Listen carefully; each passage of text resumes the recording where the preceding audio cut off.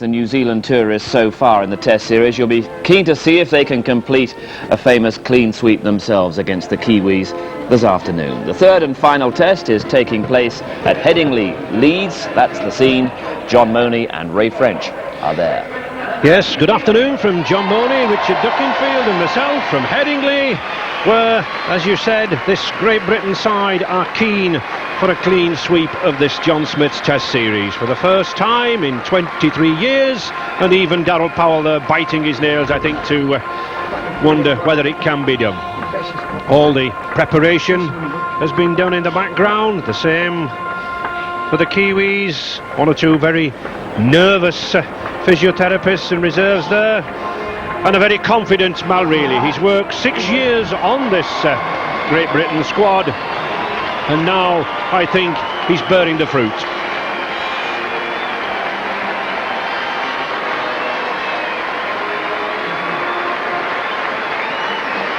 A lot of pressure on the Kiwi manager, Howie Tamati.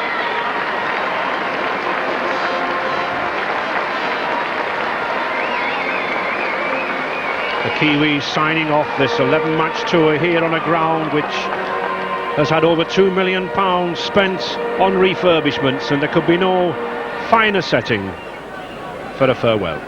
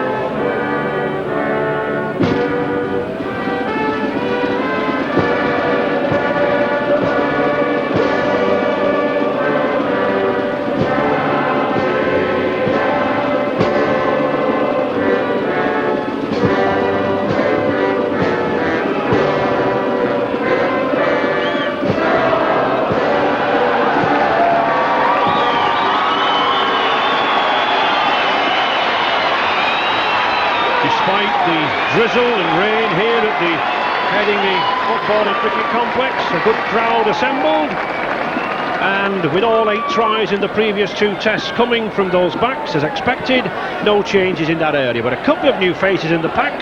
Wigan's experienced prop Kelvin Skerritt returns to Test duty in the absence of Carl Harrison, and the real surprise, the inclusion of Wigan's talented teenager Andrew Farrell. But New Zealand coach Howie Tamati surely with his neck on the line here. He's dropped his skipper Gary Freeman, his vice-captain Dwayne Mann, and he brings in Aaron Whittaker and hooker Denwar Johnson. A huge gamble. Will it pay off? And Andrew Farrell, at 18 years of age, the youngest ever Test forward to play for Great Britain, and a unique hat-trick for the academy, the under-21s, and now for the full Great Britain side, all in the space of 3 weeks.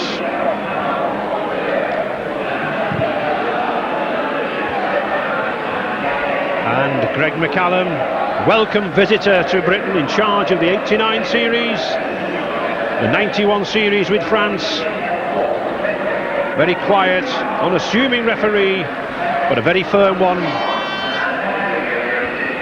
And a lot of pride at stake for these Kiwis. They may have lost these first two matches, but I know very, very keen to clinch this one before they set off for France this week and a further test over the Channel.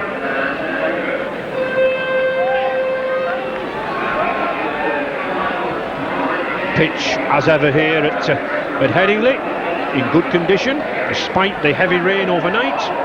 It'll be a little slippery underneath, I think, to start with, but no more than these Test players should be able to cope with. And Stephen Kearney, 21 years of age, not even a Test player 7 months ago, now skipper of his country. And of course, Gary Schofield on his home ground, looking to lead Great Britain to their first 3-0 Test Series whitewash of the Kiwis in 23 years.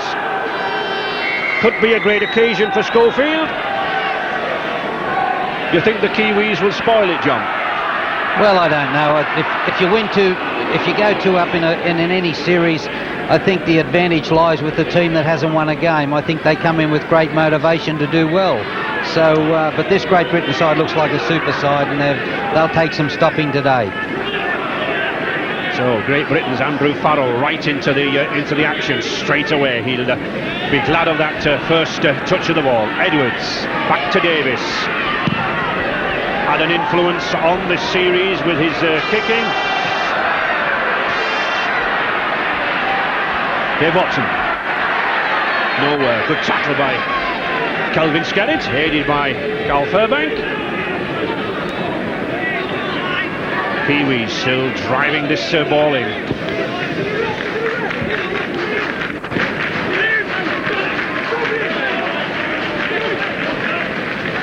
Stewart. Big striding prop. Johnson. Back to Kemp. And Davis. Not given as much space there, but a good chase by Tony Kemp.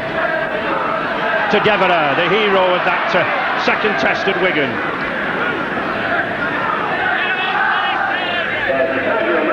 Joint. Chris Joint, plenty of pace in that second road. Jackson to Skerritt again. 17 stone Wigan forward.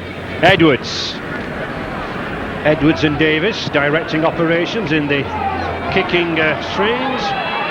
Watson looked for support from Boddicker, it wasn't there. Boddicker, Iro does well to take it down the blind side. His Kiwi forwards, they were not back. Whittaker, first touch. Mackey, and a forward pass. Jason Mackey a little eager there, John. Yeah, a little inexperience showed, and he just pushed the pass when the runner had actually gone past him. Here we see Whittaker just drop the ball off to Mackey, and he's definitely in front of him. First mistake of the game. Edwards, Schofield, Davis linking up well.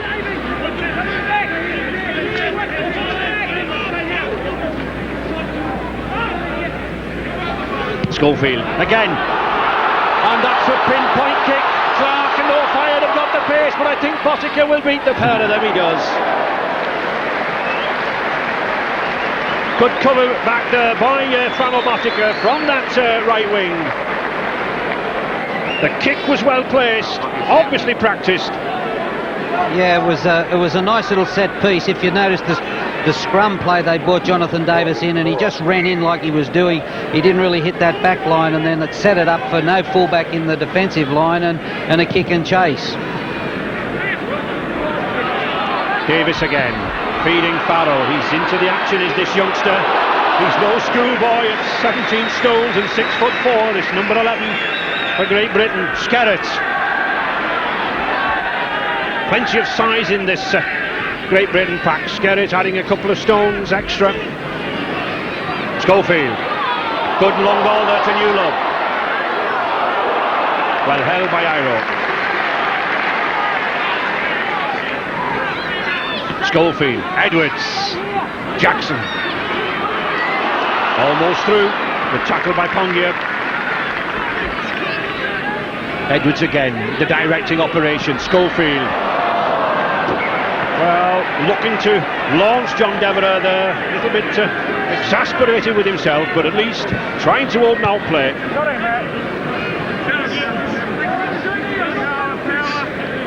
And the Great Britain pack somewhat down below, despite the inclusion of Skerritt at 17 stone, John.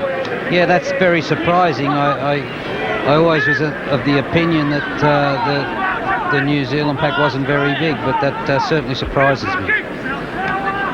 Mackie. The Kiwis just content here to hold the ball, just to bring it away. Stewart's none done better in this department than this man, number 10, Brent Stewart from Christchurch. Pongia. But I do think they would do well to move it out a little wider. Solomona, one man who certainly had some weight to that Kiwi pack from Oldham. Kemp.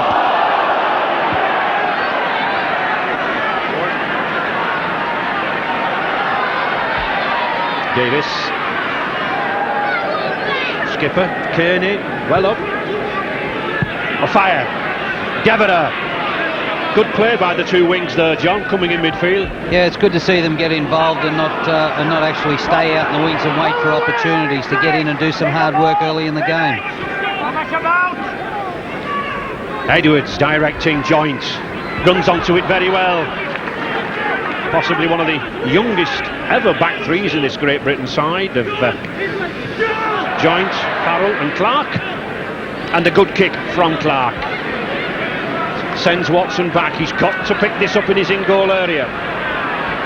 He must clear that try line or it's a dropout. He does. Good to see Philip Clark down there too as one of the best chasers. He kicked the ball back on the halfway and ran his 50 yards to chase the kick down and led the chase. It shows that the Great Britain side's got plenty of enthusiasm to start this game. Kearney. New Zealand skipper in only his 4th test at only 21 years of age. Stewart again. Good. Solomona.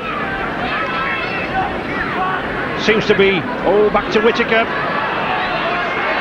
This is the man who possibly caused a lot of controversy with his inclusion, former Chorley Borough player. Instead of skipper Freeman, Kemp again.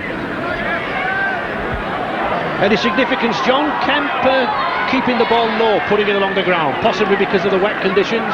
Yeah, I think, the kicking game's very important in the way, especially in test matches. Any big game, you've got to kick the ball particularly well. A high tackle on a fire from Stewart.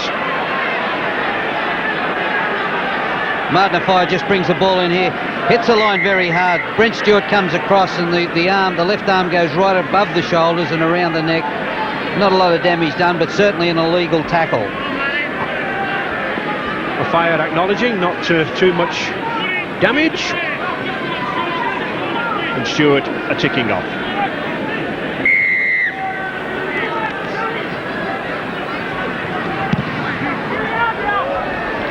Davis gaining good ground on this near touchline.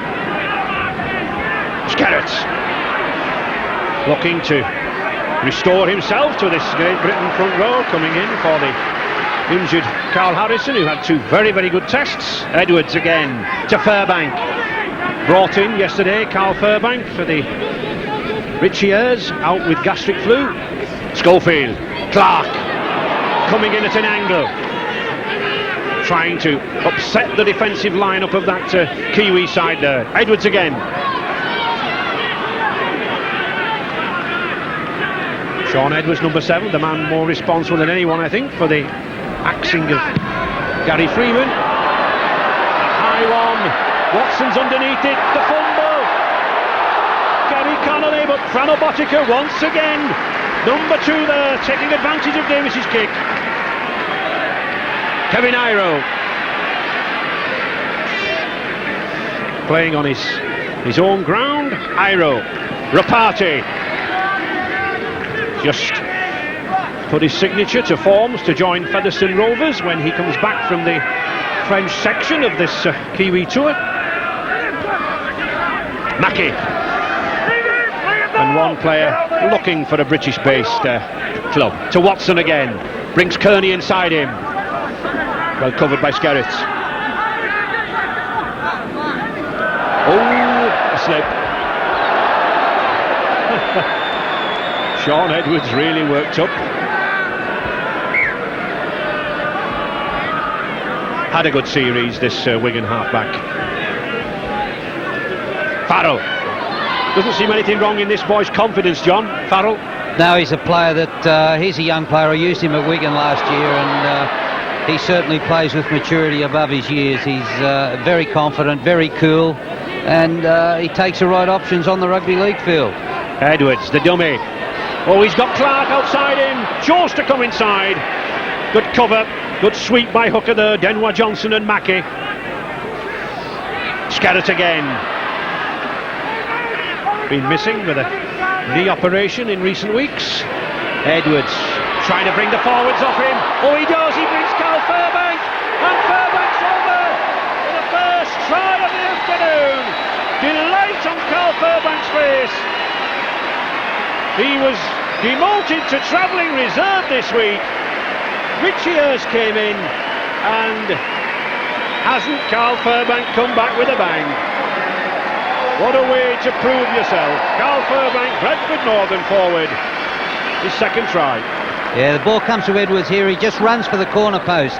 All he needs is straight runners. They drop off him a little bit and don't pick him up.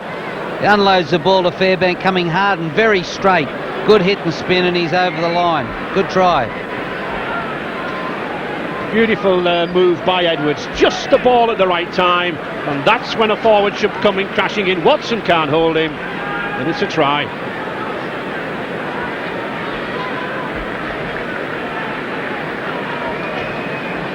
Jonathan Davis, first attempt at goal.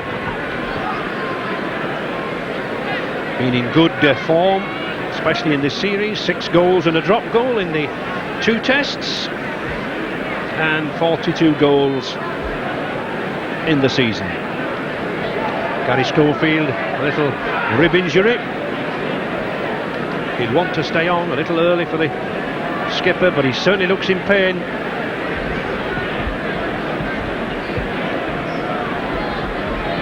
Jonathan Davis kicked 10 goals here against France in April, and there's another one. So 6 points to 0 for Great Britain,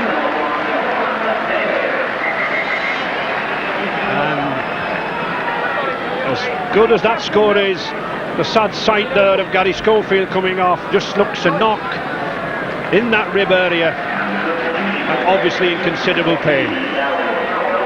Yeah, Edwards just coming across the park here. He's looking for straight runners or somebody to cut back inside, and they just overplay it a little bit, the defence. They hang off him, gives him a chance to unload the ball to the straight runner, and it's a very good try.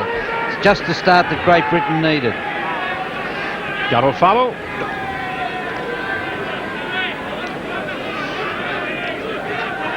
Andy Farrell there once again taking the ball at first receiver. Darryl Powell there coming in, the substitute, number 14 for the injured Gary Schofield.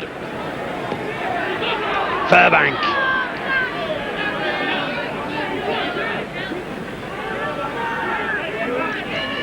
Edwards. Sean Edwards keeps pressuring this man Watson at fullback. Uses Botica well. Good cover by Newlook. Great Britain again using the kicking game that they did so well at Wembley, John. Yeah, Sean Edwards is one of the great tactical kickers in the game over here, and he certainly puts a lot of teams under pressure. Here's Schofield now with Solomona, also a shoulder thrown in there by Pongia, and twisted him around. He's definitely got a rib injury. And over to you, Richard, down on the bench. Yes, we're on the Great Britain bench. I just had a word with the Great Britain doctor, and he confirms that Gary Schofield certainly has a rib injury. Gary's obviously in great pain. He's also winded, of course, as well, which is taking him off the pitch. But they're deep in conversation now, and Gary Schofield is still wincing quite badly, and he may not play no further part in this game at all. Whittaker, number 7 for New Zealand, pushing them forward. And with the internationals rules, Ray, that Schofield can't come back onto the field. He's finished. He's finished for the day, and he can't participate in the game any longer. It's a rib damage or rib cartilage, can be very, very painful. Good scrum from Great Britain. Edwards to Powell. Powell, accustomed to playing in that standoff position, very experienced test player. And of course, 4 substitutes at international level. Clark, Sheffield Eagles, Darryl Powell, Joint.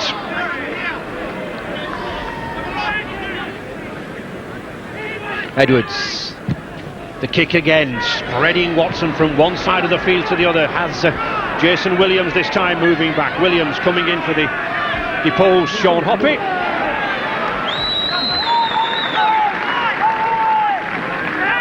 Not too keen on being tackled there by Devereux and Farrell. Barty. Good start for Great Britain. Stewart. Johnson going himself. Good run by this David Hooker Johnson from Wellington. Keeps the ball moving to Kemp. Back kick. Oh, Cameron's got that ball. Can he get it away? No, he can't. Well picked up there by the youngster. Edwards brings Devereux in.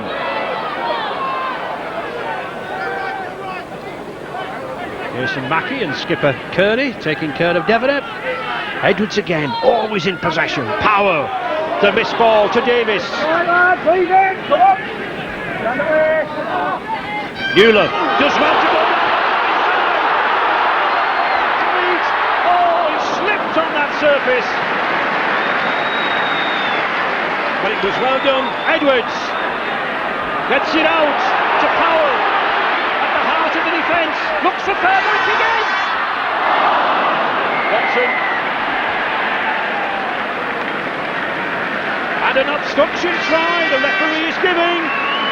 More controversy. Mr. McCallum, an obstruction try. He's adjudging that when Carl Fairbank passed that to fall out,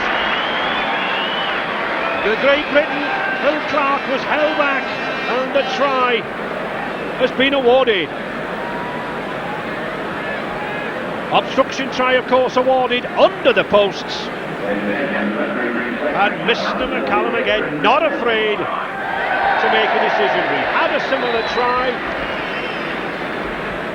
Yeah, here's Carl Fairbank.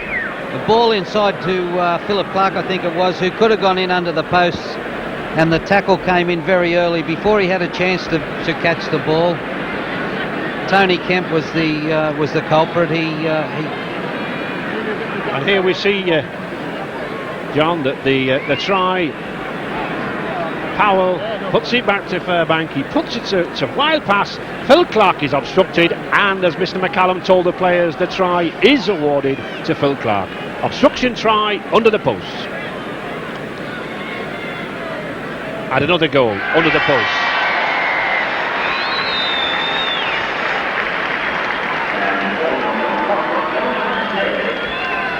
Clark.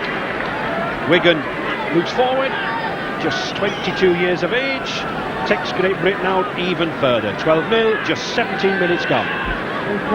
Yeah, here's Fairbank. He throws the ball inside. As you can see, number 6, Tony Kemp, has claimed the tackle too early and didn't give Philip Clark a chance to catch the ball. So it's another 6 points to Great Britain. Edwards. Farrell again seems to be enjoying himself.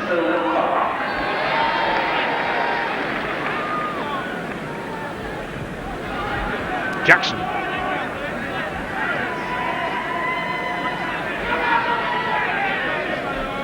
Edwards again going into the acting half-back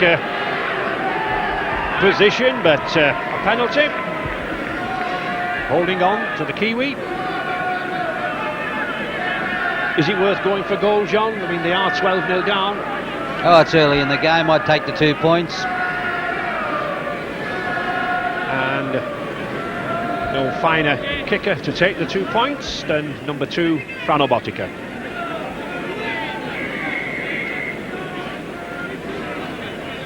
Just Lee Jackson going out of the picture there. Lee Jackson walked forward after he played the ball and obstructed the New Zealand marker.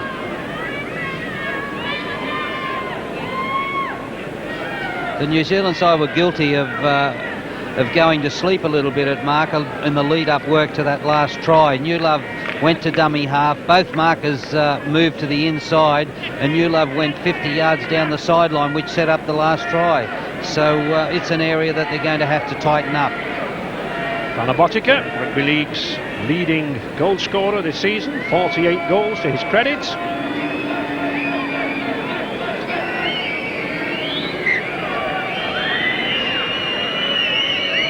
And looking to edge nearer to Great Britain.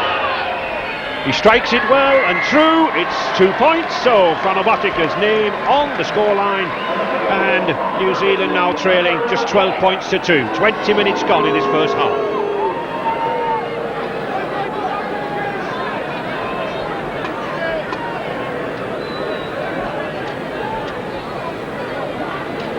Jonathan Davis to kick off, and Lee Jackson there obstructing the New Zealander at the play of the ball.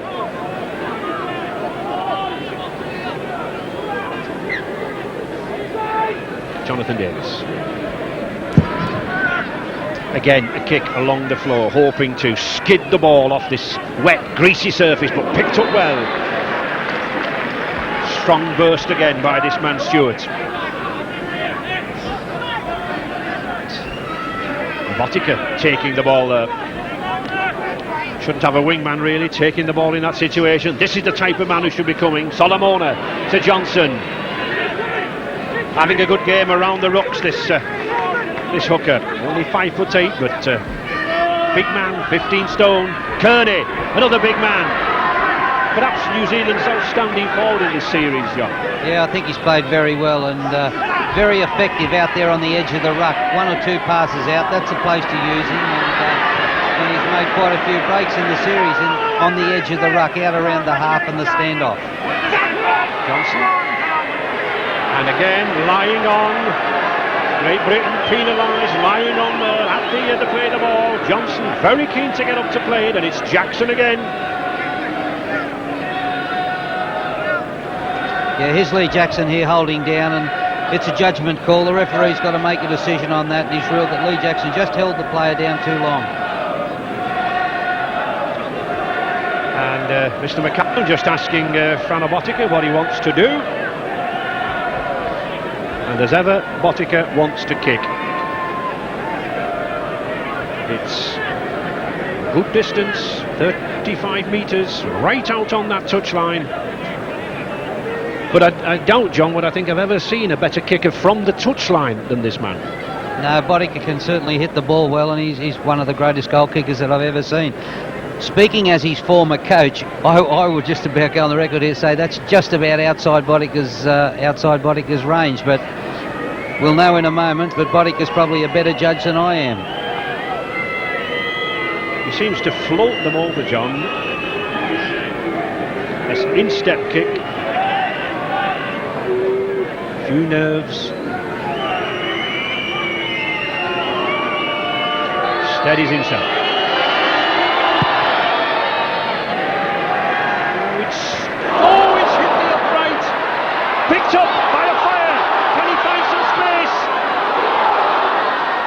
No, he doesn't. I told you it was just outside of his range, Ray. You've got a tape measure on you, John, have you? 3 inches outside of his range. Phil Clark again, doing well. Great Britain, as we knew them before, and Clark here using this blind side well, pulling the Kiwi forwards across, then launching a forward here like Chris Joynt down the middle. Sensible tactics. Edwards, now the kick. Finds Botica underneath it. And Botica finds good cover in Newlove, and Farrell, he's lost it. Oh, that's good ball to Martin Offiah for the corner. He's got Watson on his outside. Well, a little hesitancy there, I think, from Martin Offiah. I think possibly someone called inside, but it's Great Britain on the attack. Edwards, the long ball to Joynt. There's an overlap here. Joynt trying to go himself. Clark to Davis. He's got Gaviner. Good tackle. Good tackle, but it's all Great Britain on the attack. Connolly. Picked up by Furbank. Did well just to steady that there, Carl Furbank. Jackson again. Sensed that the Kiwis were flooding to the wings. That's where the Kiwis thought the point of the attack was coming. Joint. Clark. Joint again. Good move. Well, Devereux being held back again, I think, by Jason Williams. And a penalty. Tackled without the ball. Good decision by Greg McCallum. Yeah, it's a kick in. Here we can see Jason Williams pulling the winger back.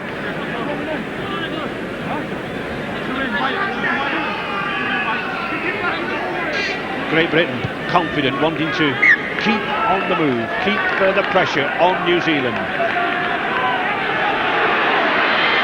And they do. Burbank having a good game, this Bradford Northern prop. The switch to Edwards. He's got forwards coming in. Joint. He could pick his spot. Joint or Farrell. Great Britain working at speed here. Powell, Clark, Newlove. He's got O'Fire outside him. Having a little trouble with his footwork, Paul Newlove, on this near side. O'Fire. Clark. Good dummy. And the burst. Bill Clark. He's on his back foot still. Held up. And Kearney and Lee Jackson with a bit of a personal battle, but referee McCallum. Good decision again. Great footwork from Philip Clark there. Just kicks back on the inside off the right foot. Almost Avish. Pulled down short of the line, and Whittaker did a good job to hold him up. New Zealand having great problems with this back row of Great Britain. The pace of them. Edwards. Powell. The switch to Connolly. Great Britain attackers seem to be coming from everywhere. Superb performance from this Great Britain side. Edwards hemmed in. Has time to switch. Burbank again.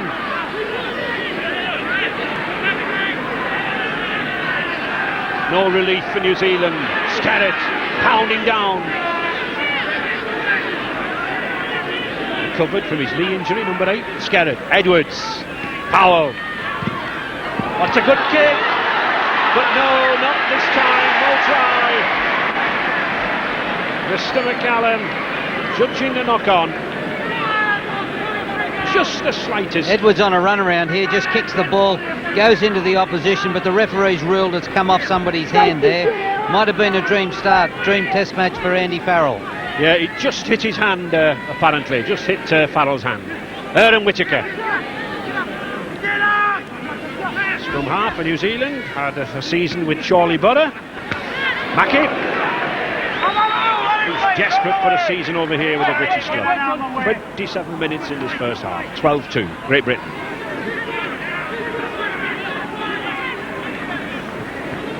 Solomona.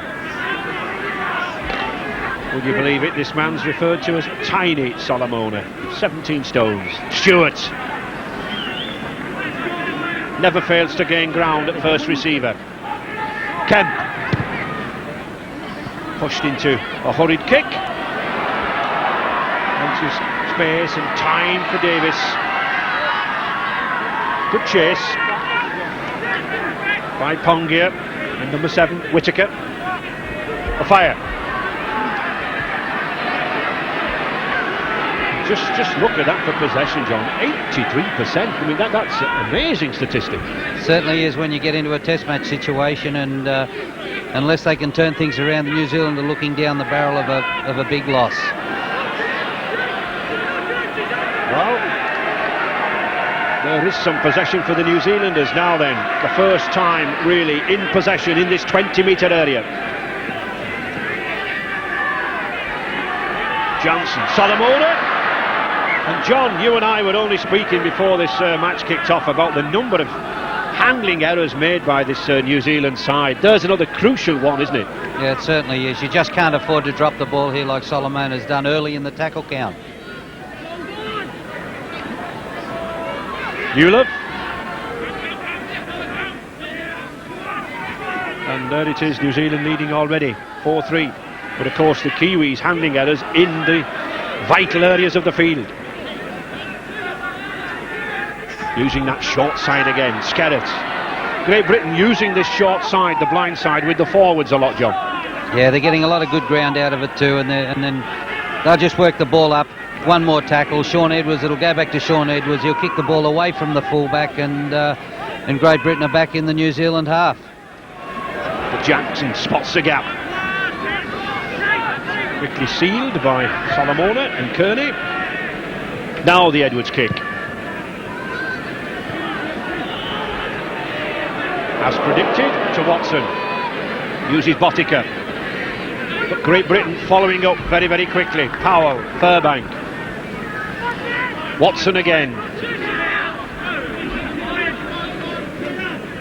Mr. McCallum urging them to have a quick play the ball. Pongia. Canberra Raiders forward in the Winfield Cup in Australia. Stewart. Come on then, roll away, let him play it. Johnson. Well, he's, if nothing, very, very determined runner round the rucks is Denwa Johnson. Watson trying to put that kick into no man's land, picks up a fire now then. He's covered by Botica, good tackle. Davis looking to open it up, has the speed, and that's a penalty. Running around the back of his own teammate, Jonathan Davis. He knows what he's done. Very elusive runner, Jonathan Davis, but here he just tries to take off too much ground. Stephen Kearney there runs into Fairbank, and it's a nice kickable penalty for Botica. Yes, there we see it.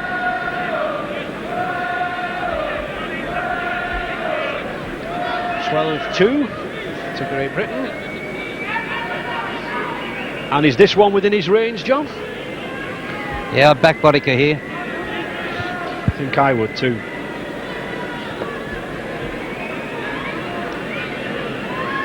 No wind at all, hardly here. A very damp, misty day at Headingley.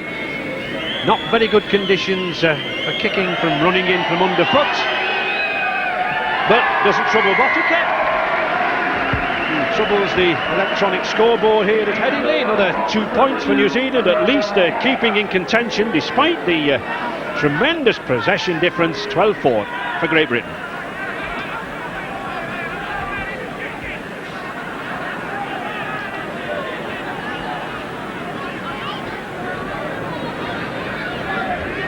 On the Great Britain bench with John Keir, the Great Britain assistant coach. John, you've got nearly all the football. Maybe you should have more points. Yes, we've been playing quite well. Condition are dictating how we're having to play. We're having to play for field position. But the only concerning thing is that we've given away 2 penalties when we've been in possession of the ball, and that's how they've got their points on the board. The loss of Gary Schofield very important because he called out the play, didn't he? He did, yes. It's a good performance up to now, Richard, and we're just looking to build upon this field position we've got now. Thanks, John. Here's a kick on hard down to Whittaker, a simple catch and a drop ball, put the side under all sorts of pressure. I'd be surprised if the Great Britain side didn't get over the line here, Ray. All the scrums today gone to the head, and Great Britain with 6 tackles here. Once again, Powell having problems with the rain lying on the turf here, and surely a punch up here between Solomona and Kelvin Skerritt, 2 powerful men, and the touch judge, Mr. Hayes, and Solomona, isn't he giving some mouthing there to Skerritt, but he's enjoying himself.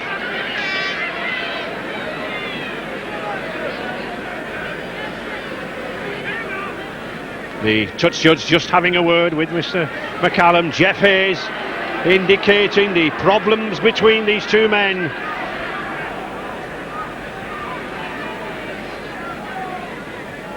Well, Solomona doesn't seem to, I think, accept the gravity of the situation, John.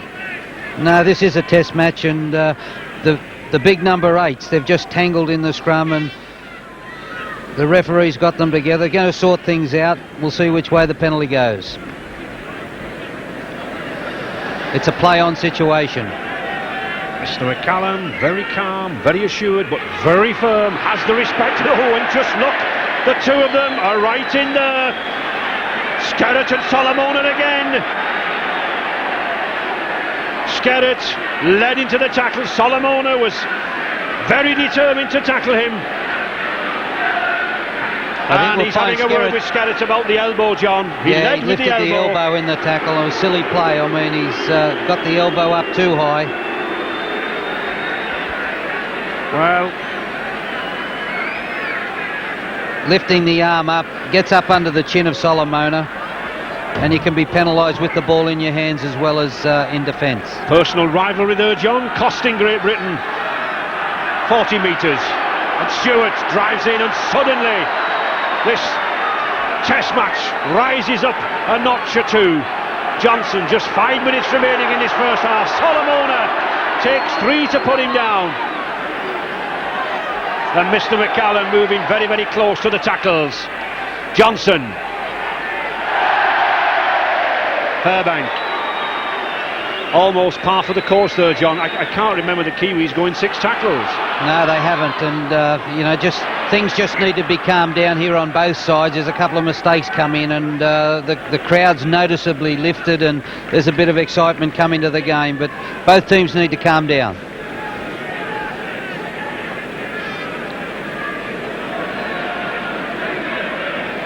If anything, John, tempers flaring would suit the Kiwis, wouldn't it? I mean, Great Britain don't want knocking off this type of game they're playing. No, I think they're too professional for that. The referee's in there at the moment having a word with both front rowers, saying let's not have any trouble, this is a test match, and just calm down and get on with the game. Excellent refereeing there by the Australian, just stopping the game, having a word with them. Tony Kemp. Whittaker. Kevin Iro. The party. Shrugs off Powell. Doesn't lose Phil Clark. And I think that was interference from Phil Clark. Yeah, Phil Clark here in on the tackle. Just about to get up and the ball comes free. Great Britain feed, and another chance for the Great Britain side to score. Powell. Darryl Powell, well contained there. Edwards looks for support, decides to kick for a fire, and Newlove, but Bottica's back. Does well to pick up and does well to scramble over that line. Saves the drop out beneath the post.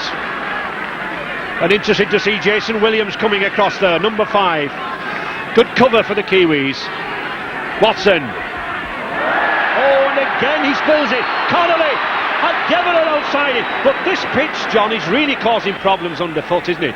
Yeah, it certainly is, and the ball's coming out in a lot of tackles, but you just can't give a good side like Great Britain so much ball down there and not expect to be scored on.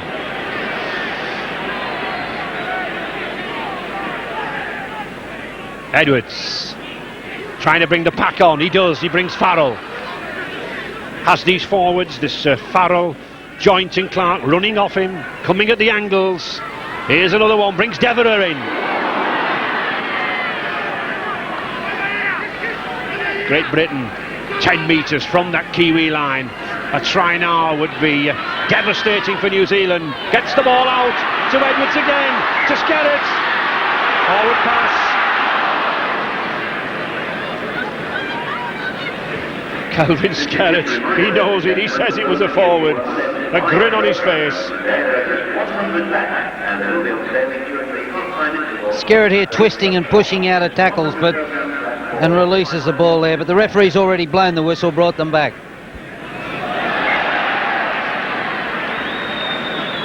Aaron Whittaker, let's scrum half, bounces the ball down. Not having the best of debuts. John Deverell. A knock on that thigh. Edwards looks for Connolly, finds him. Well held by Watson, but still relentless pressure from Great Britain. Edwards again, looks for Clark, finds Joint.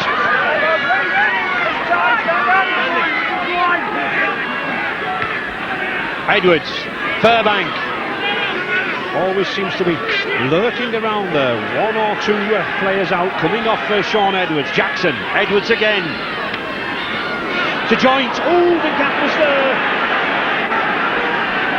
Connolly, I think, realised it as well. Edwards again, in possession, to Skerritt, launching his Wigan teammate.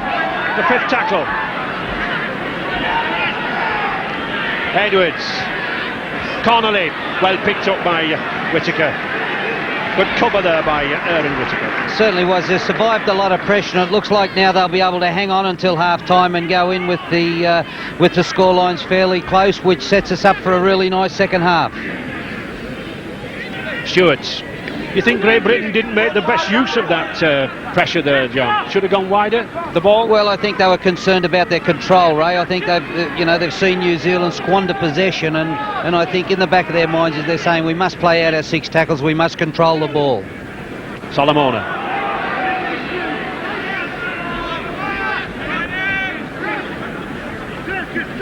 Kemp. Good little kick for Watson, he finds it. He's got Cundy with him. Oh, he can't get away. And once again, the pitch gets the better of him. And Tony Kemp misses the chance. Yeah, Watson picked up a nice ball there, gives it away to Ponga. He gets back up to his feet here and deliberately throws the ball forward. I would have said that was a penalty. Tackle off the ground, possibly, John. No, just deliberately threw the ball, threw the ball forward. Skerritt.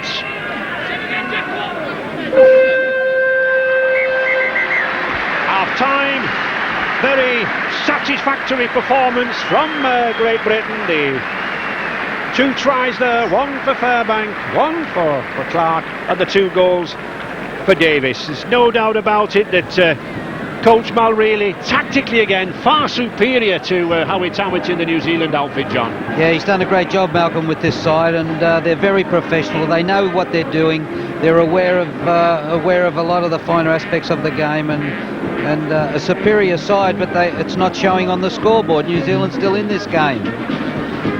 Certainly are. New Zealand very much in this game, but of course it's Great Britain there. Just look at those handing errors again, John. New Zealand 10. We've only played 40 minutes. Yes, it's just too high, isn't it, for International Rugby League? And the possession, 20 minutes in Great Britain, but another 40 minutes to go, and New Zealand with, I think, plenty to say. It's Great Britain 12, New Zealand 4. And the match still remaining to be won in that second half. We'll be straight back to Headingley for the start of that second 40 minutes.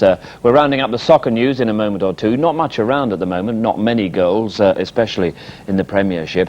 We're just going to turn back first of all to that confusing start of the Tote Silver Trophy at Chepstow a little earlier. Let's show you what happened once again. Shades of the Grand National Day at Aintree, half the field rushing the start, the other half not really interested in starting at all. There'd be injured jockeys, none too seriously injured. Jamie Osborne suffered worse, coming off his Mount Leotard, and he was out of the race. Well, Jamie, what exactly happened? Well, we were called in to start as usual. I thought everything was going according to plan. We've moved forward from the poles towards the gate. And then Mr. Morantz called us back, but at that stage we're going forward. My horse has continued to go forward. I've got the tape wrapped around my neck, and it didn't release. And in the end, something has had to give, and it's pulled me off the back. How bad are your injuries? Well, nothing. I mean, hopefully just superficial. I mean, I've grazed my neck here and a few bruises, and where I got trodden on when I came off, and I've just damaged my right knee, but hopefully it should be all right. Presumably you felt that was a really dangerous and very frightening incident. I thought it was unnecessary, to be perfectly honest. I mean, I don't know what state the rest of the horses were in when we were called forward. Maybe it was right to call us back, but where it's wrong really is that the fact that the tape should have released, and I understand that there was some problem with the release mechanism, but I was to be perfectly honest, a bit annoyed that Mr. Morant didn't pull the trigger to release it, because, you know, that it was round my neck, something had to give. You know, as it is, you know, the horse has been got ready for the race. He's been aimed at this race all summer, and his race has gone through a stupid, you know, something that really could have been avoided. Oliver, as the trainer of Leotard, you must be very disappointed. Yeah, it's very, very frustrating. You'd aim a horse for this particular race from all the summer onwards, and for a lot of carelessness and unnecessary, it's just very, very frustrating. Where do you feel the starter was at fault? I personally think that the tape should have been released and a full start should have been announced. And what with the national fiasco, there have been plenty of time for the horses to have pulled up. But as Jamie's shown on earlier, there could have been a very nasty injury, and he's had his neck lacerated, and Simon Earl, I think, was taken off by the tape as well. The tape should definitely have been released, and a full start should have been called. But the Stipendiary steward did claim that there was a mechanical fault. Yes, that is what I've been told as well, in which case that is one of the things which I have to sort of eat humble pie a little bit on that score. There's nothing obviously the starter could have done if that is the case, but I'd like to be told definitely that that is so. I've only been told sort of unofficially as such at the moment, but in that case it's just one of those things which we have to swallow. Is there a danger that trainers and jockeys are losing confidence in the starting system? Yes, I think there's obviously they're getting very competitive, these big races, and the jockeys are all upping for position early on, and it is something which the jockeys certainly are going to be losing more confidence than the trainers. And I would like, over something like this, certainly a goodwill sort of thing from the Jockey Club or Weatherby's to give back the entrance fee and everything to the owners. It's cost my owners 200 odd quid to get here for nothing, and as a result certain owners will get out of the game if that's the case. A lot of frustration and a certain amount of anger at Chepstow this afternoon, but at least that race did happen, unlike Aintree earlier in the year. And Adrian Maguire consolidated his position at the top of the championship table, the Jockeys Championship, with victory on Triple Witching at 17-2 from Avro Anson, the 6-1 favourite. Taradant was third at 8-1 and Landafar fourth at 10-1. The last big flat race of the season was run today at Doncaster. That was the William Hill November Handicap. Top apprentice Jason Weaver won it on Quick Ransom, the 6-1 favourite, from number 25, Looking for a Rainbow at 33-1. Flight Lieutenant at 33-1 was third, and Safety in Numbers fourth at 10-1. That's the William Hill November Handicap.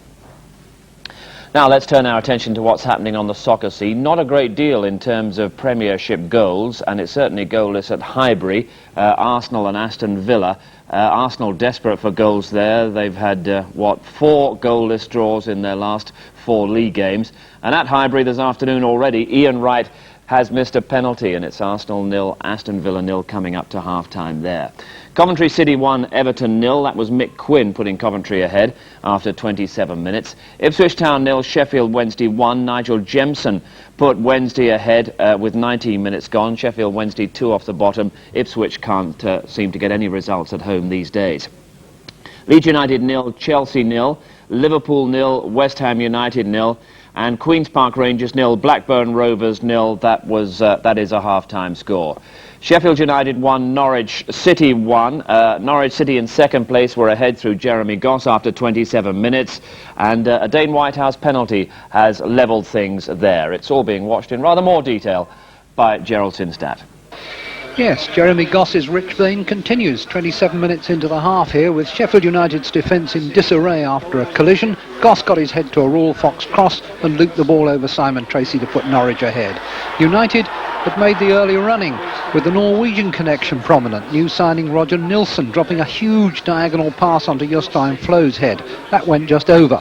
But coming up to half-time, we're almost at the interval now, John Polston was penalised, harshly Norwich felt, for handball, and Dane Whitehouse scored. That's how it stands, 1 apiece. Just coming up to half-time there, but it is half-time, as you can see, at Loftus Road. Queen's Park Rangers and Blackburn Rovers goalless, watched by Tony Gubber. No goals at Loftus Road, and I'm afraid disappointing news for English football. Alan Shearer, the Blackburn and England centre-forward, having already left the field with an injury. seemed to be running quite freely down the right when he pulled up and something had gone in the small of the back, and there was a lengthy spell of treatment for Alan Shearer. But although he tried to continue, he couldn't, and was taken off by Kenny Dalglish. We'll try to get more on that for you later. Tim Flowers, Blackburn's new signing, a record fee for a goalkeeper, £2 million, making his debut, has been kept the busier of the two keepers, having to make two really good saves. The first from Les Ferdinand, who was in on him point blank, and secondly a snapshot from outside the area by Bradley Allen, which brought a really good left-handed diving save from Tim Flowers. An exciting match, plenty of good football. It's a surprise really that there are no goals, but the shadow over the game at the moment is exactly what is wrong with Alan Shearer. Yes, we'll await news on that. We'll stay in the Premiership and take you back to that match at Ellen Road, Leeds United and Chelsea. Goalless there also, and that's being watched by Clive Tilsley. Not much to report here, I'm afraid, Steve. Plenty of energy and effort expended. We've seen a lot of the linesmen's flags, though, and not too much of either goalkeeper. One exception to that, an excellent stop by Kevin Hitchcock when Gary McAllister got through on him. Hitchcock maybe should have been beaten earlier in the game when Rodney Wallace had the match's clearest chance so far. But Leeds have huffed and puffed a little bit. Dennis Wise has had an imaginative game for Chelsea, but really they haven't created an opportunity to speak of, and it's no surprise that at half-time we're still waiting for the first goal. And elsewhere in that Premiership, Southampton 0, Tottenham Hotspur 0. That is a half-time score. Wimbledon 1 up against Swindon. John Fashanu was the Wimbledon scorer after 29 minutes. Swindon Town firmly rooted to the bottom and still looking for their first Premiership victory. Still playing at Highbury, by the way. Arsenal and Aston Villa 0-0 remains the scoreline there. Ensley Insurance League Division 1, Nottingham Forest 1 up at Birmingham, Stan Collymore. Leicester City in 5th place. They could go top tonight, or at least second, and they're a goal up against Southend United, Julian Joachim. Middlesbrough struggling for points at the moment, and they're trailing to a Brian Tinian penalty at home to Bristol City. Millwall 1 up against Oxford United. Notts County 1, Crystal Palace 2. Crystal Palace in second, and they could go top tonight. Chris Armstrong with 2 goals there for Palace. Leicester City, we're hearing, have now gone 2 up against Southend United. David Oldfield, the scorer, right on half-time. Leicester City 2, Southend United 0. So Leicester could be second tonight and Crystal Palace could well be top.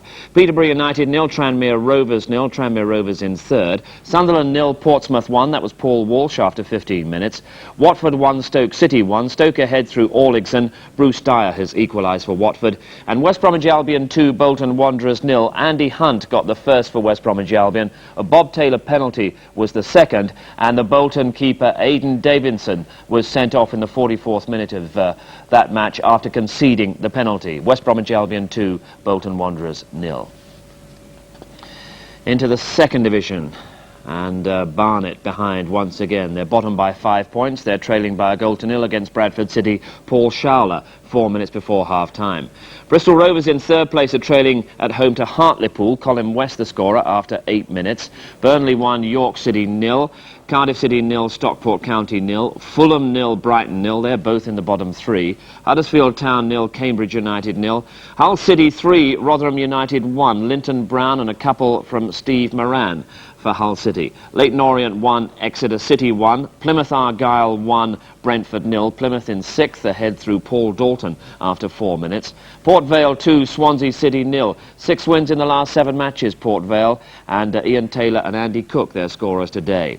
Reading in second place. They're trailing at home to Blackpool. Brian Griffiths, the Blackpool scorer after 10 minutes. And Wrexham 1, Bournemouth 0. Steve Watkin, the scorer after 40 minutes there. But the leaders in that division, Stockport County, they're being held at Cardiff City at the moment. Cardiff 0, Stockport 0. Division 3, Bury 1, Chesterfield 1, Colchester United 0, Walsall 1. In second place, Crewe, they're ahead against Rochdale, and the scorer was Lee Jones after 34 minutes on his debut. He's on loan from Liverpool. Crewe Alexandra in second place. Chester 2 up at Hereford, Lincoln City 0, Torquay 0. Gillingham 1 up at Mansfield, Nicky Forster. Shrewsbury 1 up at Northampton. And Preston North End, the leaders, they're ahead through a Gavin Nebling goal after 16 minutes. Scarborough 1 up against Doncaster, no goals in the other 2 matches. Quick look at the Premier Division in Scotland. Celtic are 1 up at home to Partick. This is Lou Macari's first home game for Celtic. Patrick McGinley, the scorer, after 35 minutes. Second place, Hibernian. They're trailing at Dundee 2-1. And the leaders, Aberdeen, they're behind at St Johnstone. Gary McGuinness, the St Johnstone scorer. All the details, as ever, in final score from 4:40, but the players now on their way out once again at Headingley for the second half of that third and final test. Great Britain and New Zealand. Great Britain ahead 12 points to 4 at half-time. John Money and Ray French resume the story. 12-4, a comfortable lead in a test match, but not one that cannot be overturned in the next 40 minutes. There's still a chink of light there for New Zealand. Yeah, here's Edwards coming straight across the field. He's looking for straight runners or inside runners. Farrell peels off on the inside. Garth Fairbank hits the ball nice and hard and straight on the outside, and Watson can't hold him up. Just too much strength. And here we see the obstruction, John. Yeah, again, Fairbank's involved. He gets a nice one-handed pass away, and Philip Clark is tackled before he had a chance to catch the football. Davis kicks off. Kearney receives.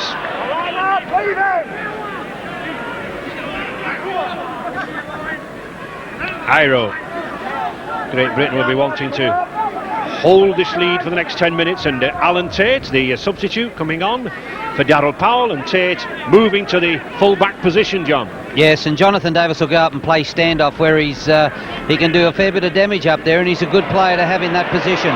Johnson, good run down the middle. He's got Watson outside him. Certainly had a good debut, this lad Johnson, in terms of running, but not so much, John, in terms of handling. No, that's inexperienced play. It wasn't late in the tackle count, and he got away down the middle. Take the tackle. They're in a position to score some points. And Great Britain wanting to hold it steady here, possibly looking for, as this game wears on, New Zealand becoming frustrated and moving the ball around, beginning to make mistakes. The news from the bench of the Great Britain injuries: Darryl Powell has a shoulder injury, so he's taking no further part in this game.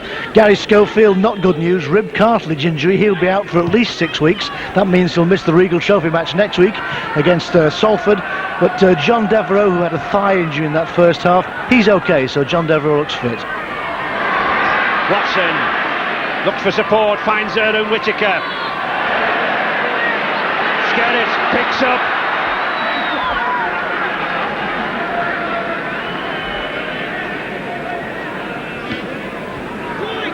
Joint.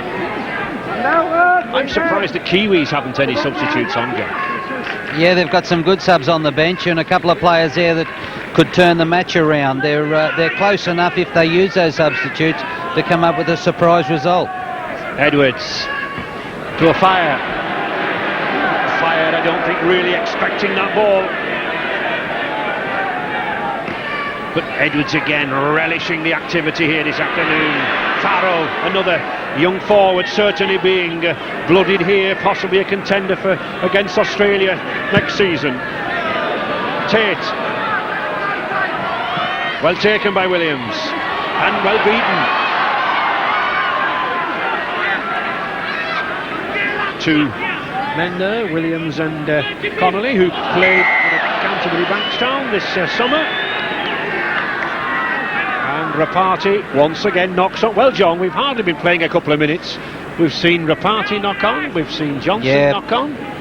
Here we've got Connolly laying in the back of the play the ball there, and he just is not allowed to lie in there, and that was the penalty. He interfered with the ball and the play the ball. Ball coming off Connolly's leg. So that knock on by Rapati, not too damaging for the Kiwis. Stewart driving in, and if that rib cartilage is as sore as when I endured rib cartilage trouble many years ago, he'll be in for a painful few weeks. Mackie. We've seen very little of the Kiwi backs. It's been mainly the forwards, John, plugging away down the middle, hasn't it? Yeah, they haven't shown a lot of flair, a lot of willingness to let the ball go and move the ball wide, and that's where they can do some damage. Ken. Watson, Solomona. Forward pass. Mr. McCallum was just waiting to see if there was a possibility of an advantage, but no advantage. Once again, careless handling. Yeah, it's a nice little run around here. Solomona on an inside pass, but they've just thrown away the book on ball control. They're not paying any attention to hanging on that football and playing out their 6 tackles. Davis, Tate, plenty of pace, this Leeds and Great Britain fullback, Alan Tate. Newlove. Big advantage in this 3/4 line for Great Britain with men the size of Newlove and Devereux. Can always help men out like Phil Clark there. Edwards. Scarrett. This time Great Britain lose the ball. Well picked up by Solomona. Kearney. And New Zealand really have to have the discipline to hold this 6 tackles here. Whittaker, Stewart.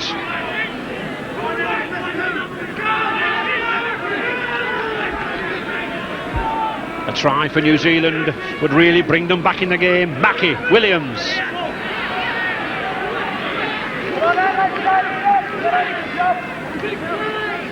But not really making the breaks in midfield. Whittaker, Kemp. Trying to bring Ponga inside. He gets Ponga. Watson came running on a good curve but couldn't get the ball away. Kearney.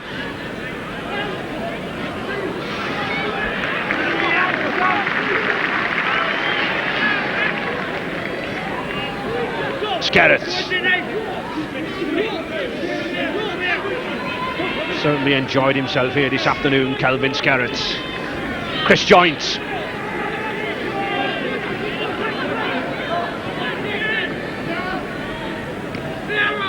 Farrell got Davis on his outside. Good tackling by the Kiwis there, Ponga and Iro. Clark. Good clamping of the ball there by the Kiwis and Sonny Nicol. Warming up. Switch to Davis. Beats Whittaker. Puts a lengthy kick in. Leaves it to Watson. Williams cuts inside him. Well, I think David Watson was looking to find Williams to get him to the ball.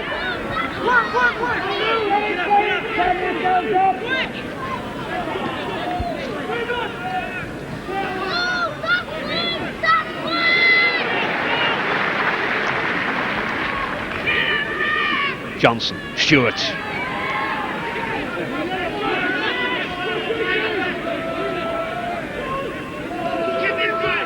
Kemp, Mackie. New Zealand really playing, John, in a sort of a 10-yard area around these rucks all the time. Yeah, they're just trying to punch the ball down the middle and kick and chase and hope for a Great Britain mistake. So far, the Great Britain side has been fairly mistake-free. Tate. Once again, finding difficulties as on this near side. Clark. Opens it to Davis now then. Pace and size. Oh, I just slipped there on, I think, Davis's ankle. Davis again. To Fairbank. Good tackle, nothing wrong with that tackle. But there was something wrong with the gentleman there who decided to come in, Mr. Johnson. Nothing wrong with Iro's tackle there, number 3. But Johnson came in after. Yeah, it's a little hooker here, number 9, coming in very late. Gets the arm up as well. Comes in for a second shot. And John Lomax coming on there for Dave Watson. Hard working forward, and Dave Watson, Bradford Northern, New Zealand fullback. Richie Blackmore's on too, Ray, and there are a couple of changes that nothing's been happening in this game in the second half, and a couple of changes like that might turn the whole thing around. Sonny Nicol's on for Great Britain as well. And there's Richard Blackmore, the Castleford centre for Solomona. So the Kiwis are forward for a back and a back for a forward. Edwards, Tate, but it's still Great Britain. Sonny Nicol there, perhaps a little more pace than Carl Fairbank. Fairbank done the hard work like this man Skerritt in midfield. Oh, and I think a punch was directed there. Edwards, always dangerous. Certainly, I'm pretty sure a punch was directed as touch judge Mr. Blunden coming on, just having a word with Mr. McCallum.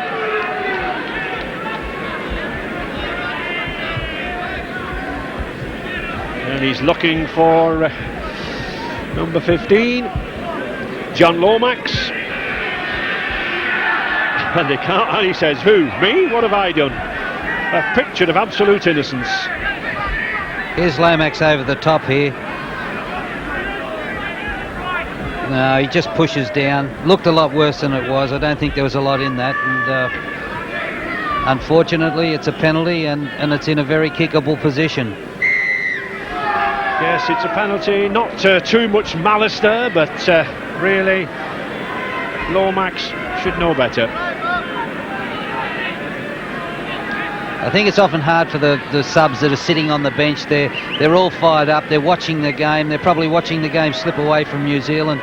They come out. They're over enthusiastic. They try to make an impact, and this is a result. A silly penalty in front of the sticks. And you want to impress immediately, John, don't you? Well, you want to get into the action, don't you, Ray? You've been sitting on the bench, cooling your heels for 60 minutes. Davis, 100% record in this match. 8 goals to date and a drop goal in the series.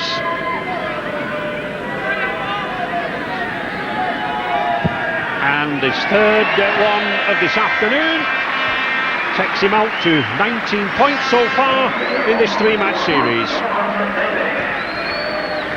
And 14 points to 4 for Great Britain. Half an hour remaining. And really, John, this New Zealand side, they've got to put some trust in their backs, haven't they? They've got to have a go and move the ball out in the back line and take a few chances. I think the Great Britain attack is missing Gary Schofield. Edwards and Schofield have worked up a nice little combination, and I think that's just missing since Schofield went off.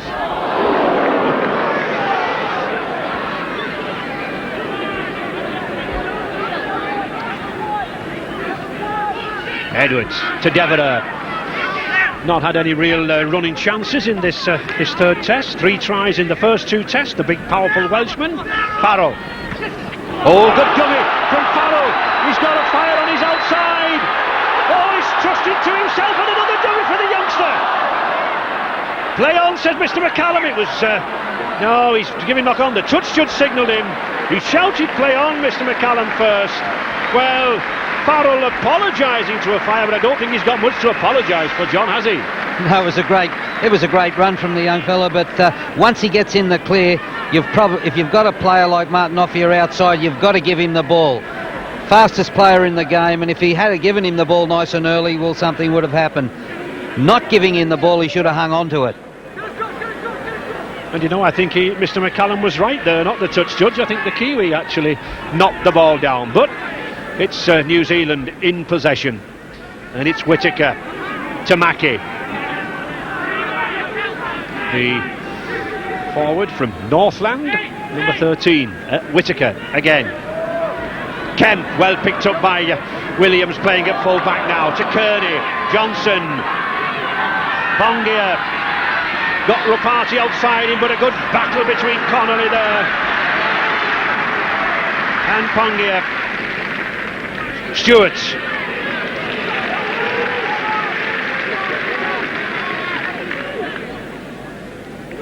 Whittaker again, trying to get this back division moving. Kearney. 5th tackle, well, Howie Tammet is possibly future as a test coach on the line here. Balreilly's experience, I think, shown through in this series. Head and ball to Great Britain. Indication of the mistakes made by New Zealand there. All the scrums with the head. 8 to Great Britain. to Davis at standoff. Will he take on Kemp? He's got the pace on Kemp, not got the size. I was half expecting that, John. Davis having a go. Yeah, he's a good runner of the football, very fast. He's a player that if given a little bit of space, he can get away and make something of it. Edwards, joint.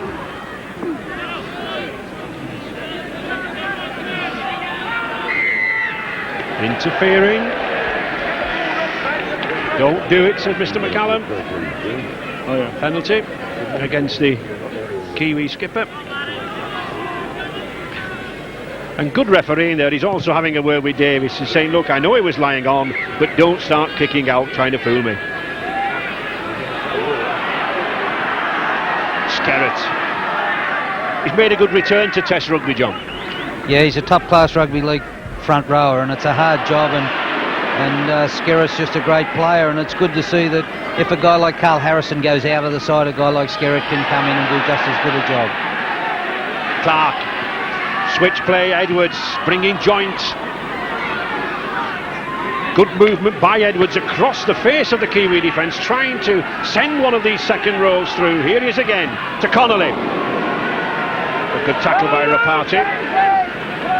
Held up by Kemp. Clark. The Kiwi defence up a little bit too quickly there for Phil Clark. Edwards, Davis, attempted drop. And a successful drop for Jonathan Davis. Always seems to collect points whenever he's playing, this little Warrington player. 15 points to 4 now for Great Britain. 55 minutes gone. Yeah, it's just slipping away a little bit here. Jonathan Davis with plenty of time for a drop goal, and he doesn't miss those chances. His second in the series. Williams.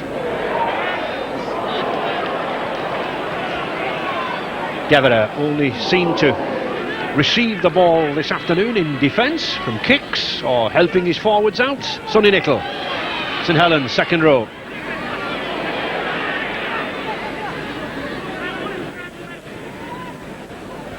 Farrell. Oh, good run again. Must be a contender, John, for the sort of forward of this match, I'm sure. Yeah, he's played very well. He hasn't been overawed by the situation. He's come in, he's mixed it with the big boys, and he's done a good job. And Edwards there just congratulating the youngster. Good run, difficult putting it down. Rapati and Iro.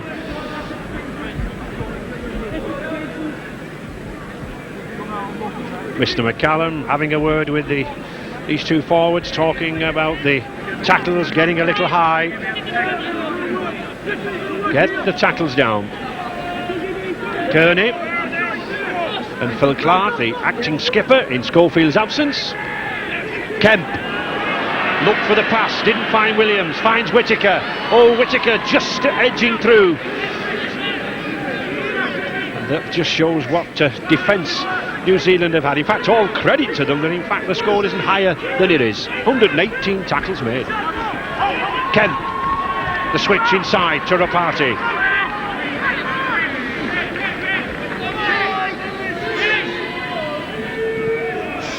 Lomax.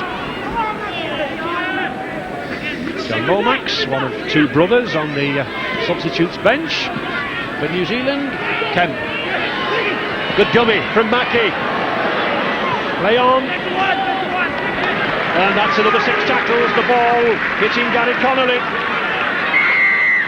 And the penalty. Interference. Phil Clark had to play the ball.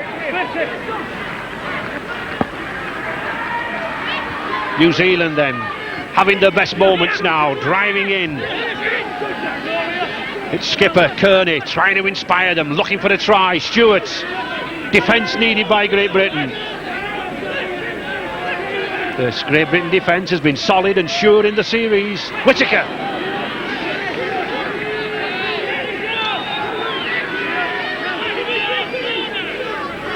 Johnson. Oh, he gets that ball back. to Pongia. Good tackle again by Connolly. Strong, hard tackling Connolly. Clark did well to come out there, but I think he'll be penalised. He is. And Mackie to take the tap. Great Britain possibly a little bunched. Williams, Whittaker.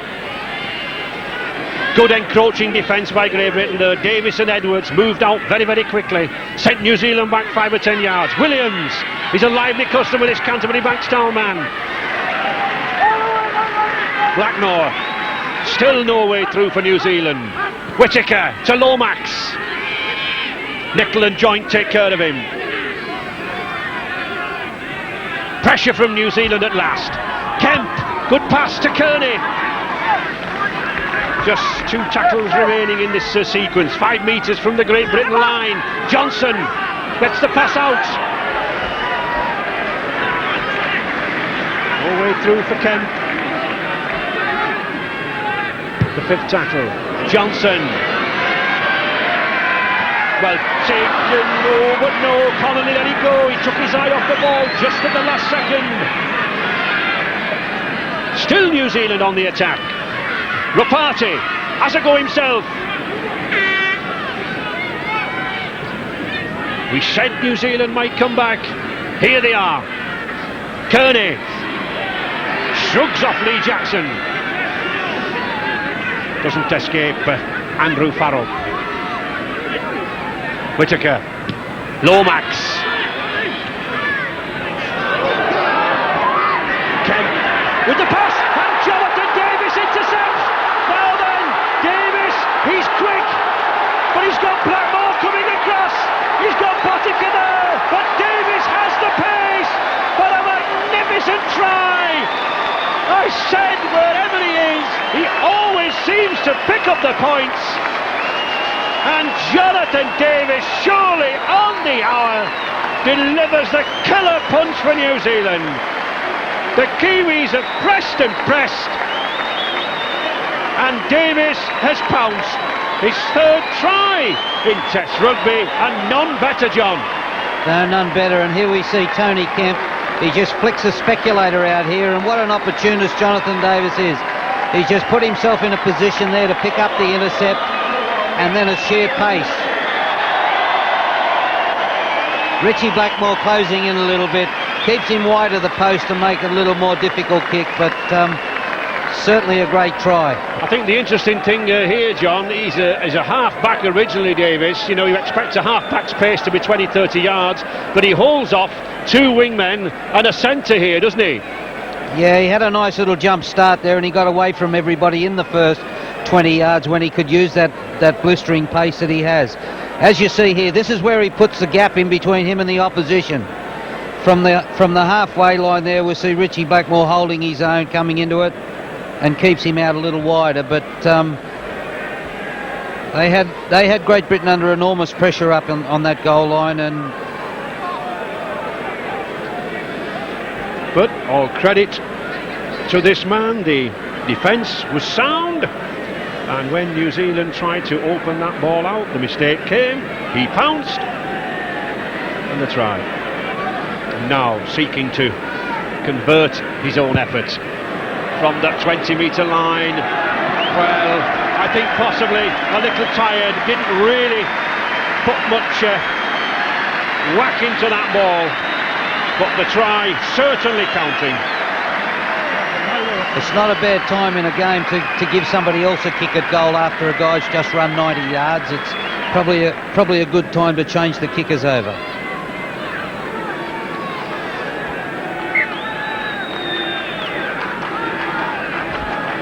Possibly Andrew Farrell, who's done some kicking, John. Yeah, he's a good goal kicker.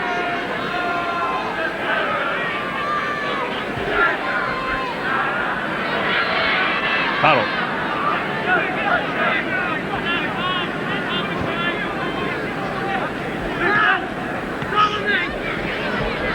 New Zealand had excellent wins over Wales and the clubs, Wigan, Leeds and Helens, but when it's come to the Test matches, Great Britain have been on top, and that's one of the reasons. The possession that Great Britain's had and the handling errors of the Kiwis sadly let them down. Edwards off Aaron Whittaker, straight into touch.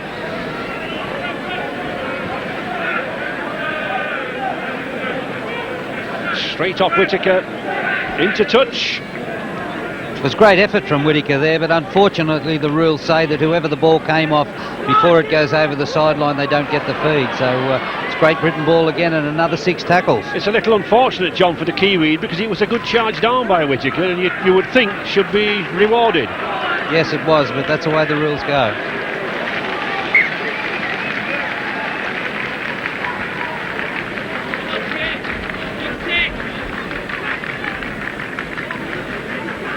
Great Britain losing the ball. New Zealand's head and ball here. Lee Jackson going down in the tackle, and he loses it. Whittaker. Edwards up very, very quickly on Kemp, and he loses it. And Andrew Farrell, number 11, there very quickly outside from the left-hand side of that scrum there. Davis, he's got space again, he's looking for that gap, here he is. Just held on the leg by Rapati. Clark. Joint. Big difference in speed between these two sides now, John. Yes, there is, and they're about to do a job, I think, the Great Britain side. They've had a lot of possession, and New Zealand starting to tire, and it wouldn't be surprised me if a couple more tries are scored. Well, 15 minutes remaining in which to score a couple of more tries. Tate. Solid tackle by Richie Blackmore. Edwards offloaded the ball. Nichol, unusual to see him kick. Gratefully accepted by Whittaker. Not had too much play, these Kiwi wings. Iro.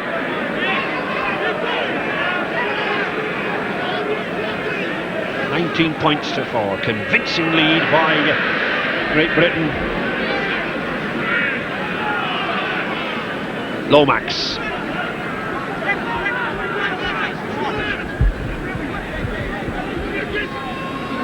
New Zealand facing the 6th test defeat in 9 tests.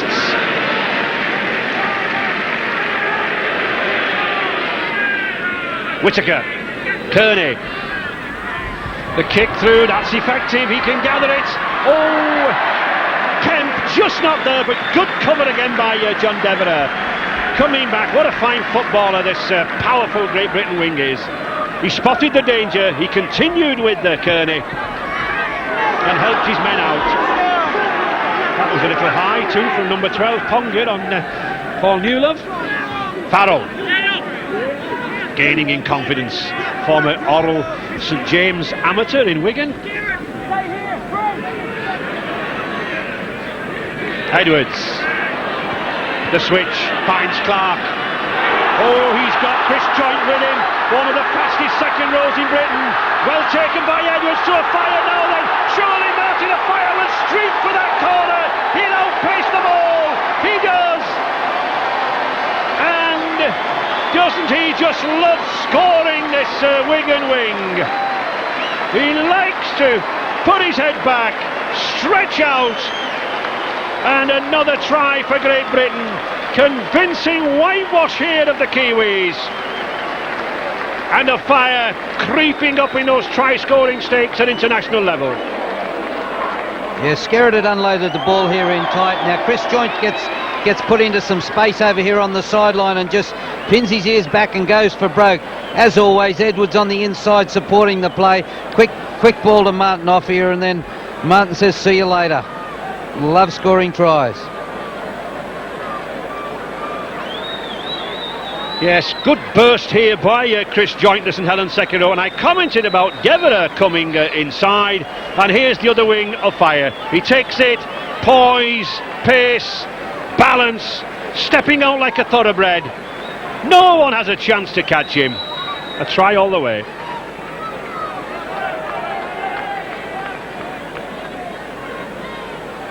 Yeah, Edwards on the support play, great support player.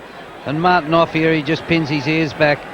He's been very tentative in this game. I think he hasn't had one of his better games, but if there's one thing he can do is get on the end of a backline movement and finish it off.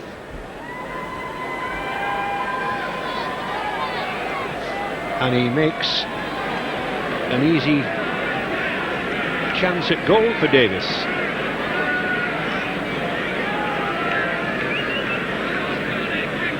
No great running from Davis this time, and so takes his time with the kick, accepts the 2 points, and Great Britain now 25 points to 4, 11 points remaining, and surely a forlorn hope for the Kiwis now. Yeah, Chris Joynt shows great speed here from a back rower. Really goes for broke, turns the ball inside to Edwards. Edwards gives it to the speed player, and it's a run in for Martin off here.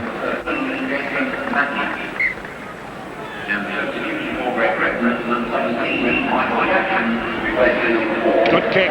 Oh, but he lost the ball. A good effort by the Kiwis and Frano Botica especially there. The short 10-metre grubber kick, using a wingman, very cleverly done, but just couldn't hold the ball at the end.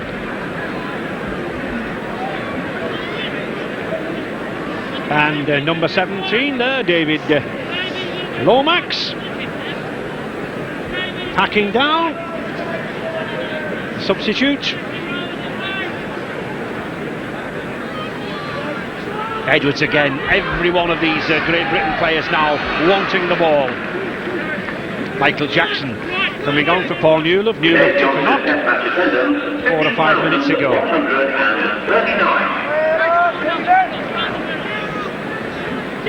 Jackson's first run, very fast, very quick forward from Halifax, just the sort of substitute to come on, take advantage of a tiring Kiwi side.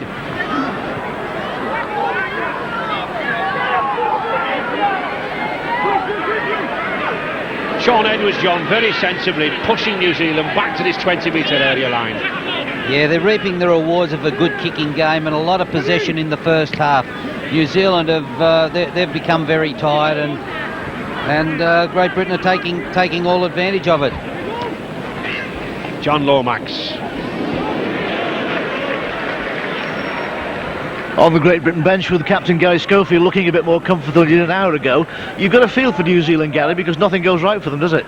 Well, it's not a matter of that, Richard. I think it's the boys again, they're applying the pressure, haven't they? And I said they played very well on defence. You know, before Jonathan Davis got that interception, I think the fellas went 4, 6 or 6 on defence, and that shows what a professional performance they have. And with the pace out wide, we're going to score tries when we take our chances. Is that what's done at the pace? Great Britain have always looked to have the greater pace here. Well, we're a very fit side, you know, and so that's the way the game is nowadays. We professional players, we train very hard, and you've got to go for the full 80 minutes. Thanks, Gary. An example of the pace there that Gary's talking about from Alan Tate, and this movement of the ball now across the field. Jackson, this is a wonderful exhibition from Great Britain. Connolly, back to this man Farrell again. Oh, he's got Jackson racing away. I mentioned his pace.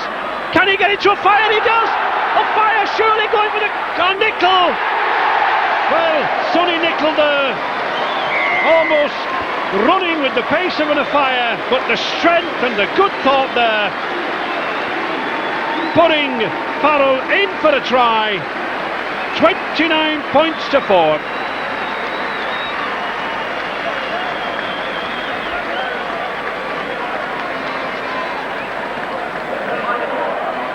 Great ball to Connolly here. Same sort of play that put Chris Joynt away earlier. Andy Farrell gets the ball here. This time he's not going to blow it. He finds his support player. Michael Jackson here looked like he lacked a little bit of pace and a little bit of contact there. Sonny Nichol's in support, goes for the corner. A very, very big player, Sonny Nicol. He's got the strength and puts Andy Farrell in the corner. And there's the speed of Michael Jackson. It's pure pace in this pack all the way through. Nicol here takes the ball well. He strides out, just has a glance, spots Farrell outside him. Precision pass, and that support played its best. A try on your debut. Yeah, what a great way to start your Test career. Andy Farrell in the corner. Couldn't be a better present for him. 18 years old and he loves it.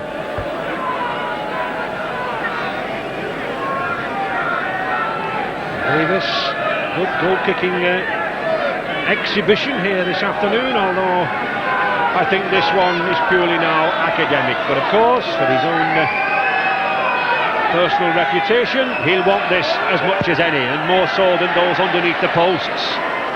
Now, just across the side. But Great Britain, convincing performance, 29 points to 4, and New Zealand yet to score. Yeah, Andy Farrell started that movement, stays on his feet, holds a good position, stays out there, links up here with Sonny Nicol, and really enjoyed the try. Yes, celebrated being the youngest ever Test forward for Great Britain, 18 years of age. I well remember Lee Crooks at 19 playing against Australia way back in '82. Jackson.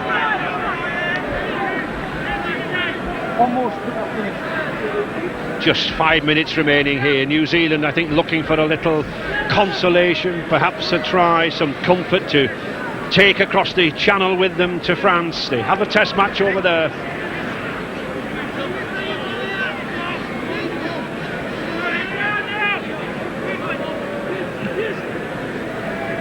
Davis, trusting his boot, stretching Williams.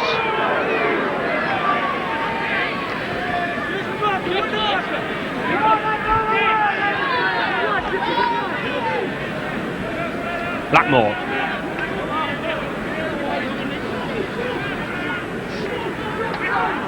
Tywer.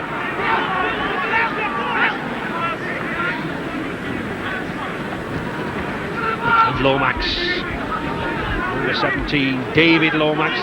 Two of these Lomax brothers from Wellington. Kemp.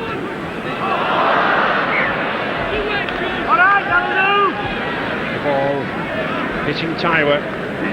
Knock on.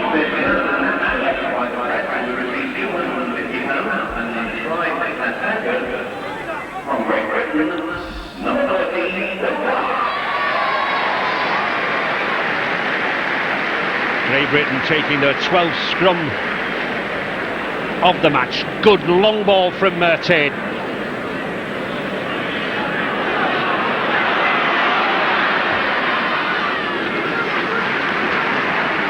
Phil Clark, the man of the match, directed play in midfield, good bursts, good passes like that to Farrell.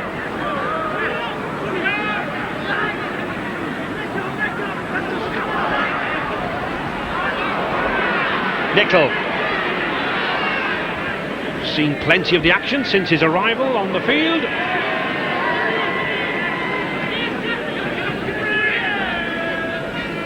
Great Britain looking for even more points. Davis, 13 points already from him. To Devereux. Two solid hand-off. But a solid tackle from Blackmore.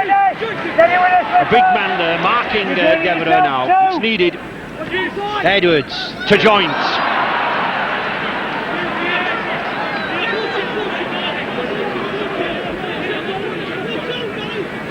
Clark and this man Edwards now calling all the shots, whether passing or kicking like that. Williams. Good cover by Clark. A very fit forward Phil Clark, number 13, the graduate of Liverpool University, movement science. He certainly had plenty of movement this afternoon. Stewart worked hard throughout this man Stewart, John. Yeah, they've worked very hard, but they've just lacked some ideas, and they haven't played a backline game at all. And the new players in the side have shown a lot of inexperience, and it's probably something that the coach tried that's failed. Mr. McCallum playing advantage. Gary Connolly did well to get the ball out there to Tate.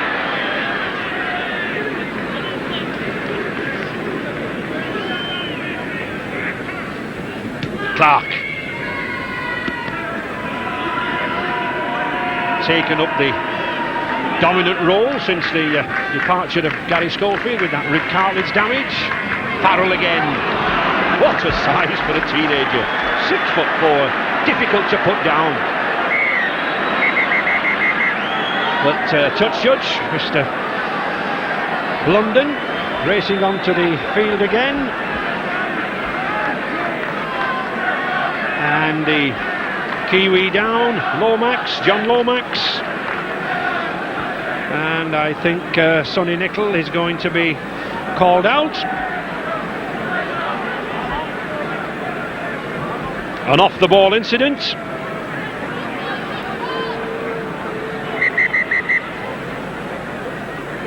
The physiotherapist, Peter Boyle, just giving Lomax some attention. Andy Farrell's here struggling in the tackle to go forward, and in the back play there we just saw Sonny Nicol take John Lomax out of the play behind play. And Sonny Nicol is being sent off. And no doubt about it, John, it was an off-the-ball incident. Not the sort of thing one should expect in a match. So Sonny Nicol sent from the arena. And again, Mr. McCallum showing what a firm, decisive referee he is. If we just have a look in the back play, if we just move the play forward and have a look back here, if we hold it there, we can see Sonny Nicol with the left elbow coming around, and we run it forward. And he's just taken him out of play behind. Thankfully, Lomax fit and well. And Mr. McCallum proving once again that he may be quiet, he may be unassuming, but when it comes to firm decisions, he takes them. Possibly one of the best referees in world rugby at the moment.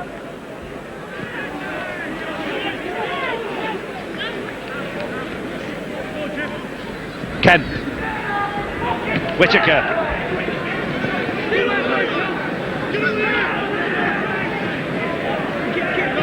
Johnson, Lomax, fit and well now.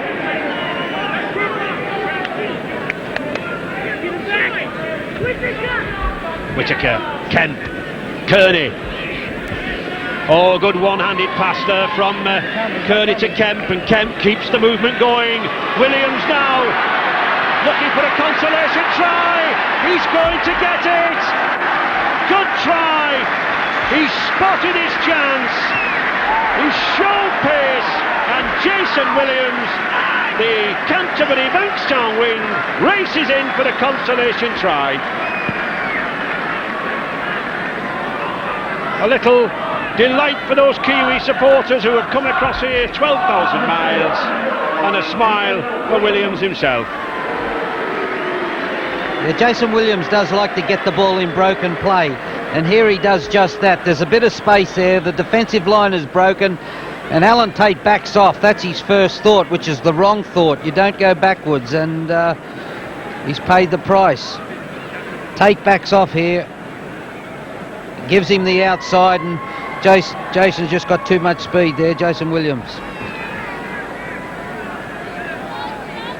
But he had the confidence to put the trust in his speed, and he got there. Botica.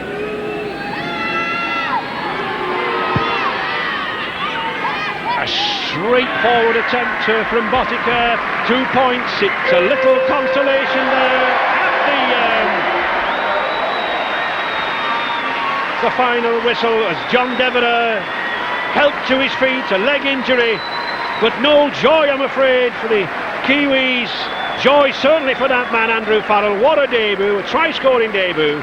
29 points to 10 for New Zealand, and Great Britain, the first 3-0 win, whitewashing a series against New Zealand for the first time in 23 years.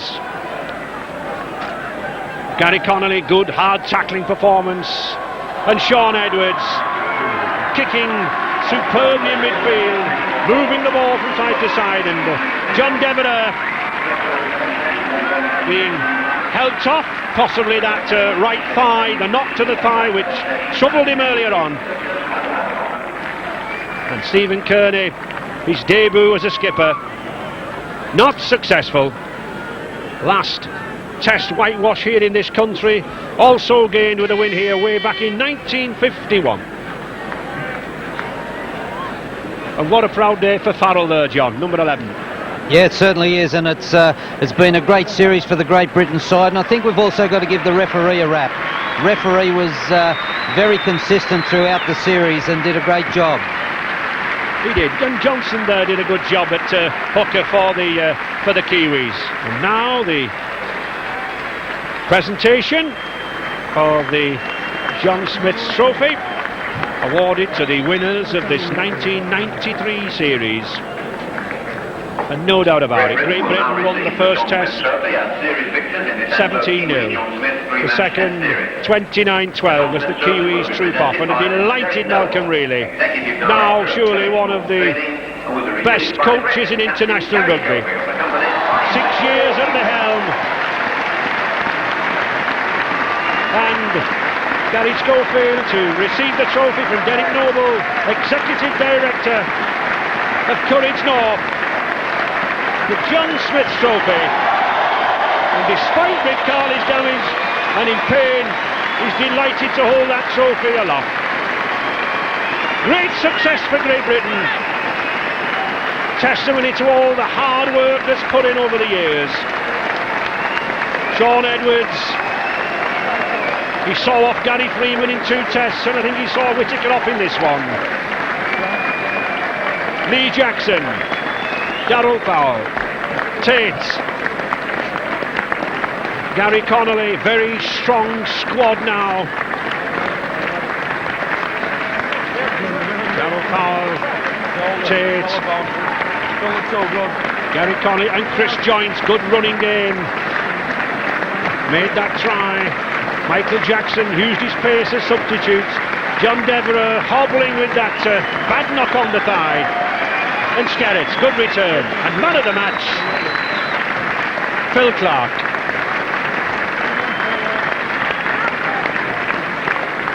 A good performance, and I think that... But what lies behind that?